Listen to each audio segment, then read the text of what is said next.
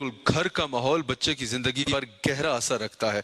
बच्चे जल्दी किसी भी चीज़ या अमल से मुतासर हो जाते हैं। अब वालिदैन के लिए बहुत ज़रूरी है घर का माहौल अच्छा रखना। कि भला घर के माहौल के एतबार से और तरबियत के एतबार से, दोनों एतबार से डॉक्टर साहब अगर वालिदैन अपने बच्चों पर कोई सबसे बड़ा एहसान करना चाहते हैं ना, तो वो ये है, सबसे बड़ा एहसान करना चाहें तो बच्चों का वालिदैन का बच्चों के ऊपर सबसे बड़ा एहसान ये होगा कि बच्चों के सामने झगड़ा ना करें। बच्चों के सामने झगड़ा ना करें। घर में डिप्रेशन का माहौल ना बनाए, डिप्रेशन का माहौल ना बनाए। अगर वालिदैन बच्चों के सामने झगड़ा करेंगे, घर के माहौल में जो है वो डिप्रेशन क्रिएट करेंगे, तो क्या होगा? सबसे पहला नुकसान ये होगा कि बच्चों का जहन रुक जाएगा, बच्चों का जहन छोटा रह जाएगा। फिर क्या होगा? बच्चे जो है उनका जहन रुक जाएगा, उनका जहन नहीं बढ़ेगा और वो झगड़ा करना ही सीखेंगे। और एक बहुत बड़ा नुकसान ये भी होगा कि वो वालिदैन जो बच्चों के सामने झगड़े करते हैं, वो बच्चों के लिए फिर आइडियल नहीं रहते। वो बोलते हैं भाई इनको हर वक्त अपने तनाजे पड़े होते हैं, ये हमें रोशन मुस्तकबिल कैसे देंगे। वो वालिदैन जो हर वक्त झगड़ा करते हैं वो बच्चों के लिए आइडियल नहीं रहते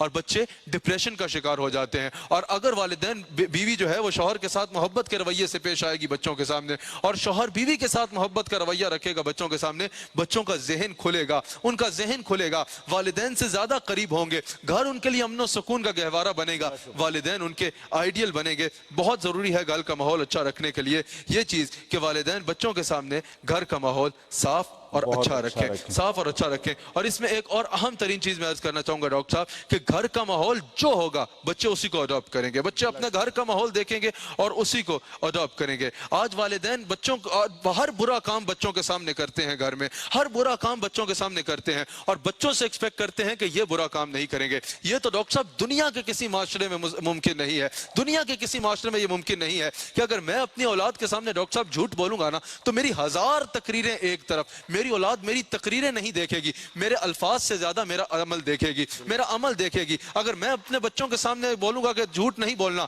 लेकिन खुद झूठ बोलूंगा, कोई फोन आएगा तो बच्चों को बोलूंगा उठा के बोल दो अब्बा घर पे नहीं है, तो बच्चों ने फिर झूठ बोलना ही सीखना है। फिर अगर बच्चे झूठ बोलेंगे तो वो बच्चों का कसूर नहीं है, वो मेरी तरबियत का कसूर है। अगर मैं बच्चों के सामने गालियां निकालूंगा तो फिर बच्चों ने गालियां निकालनी है।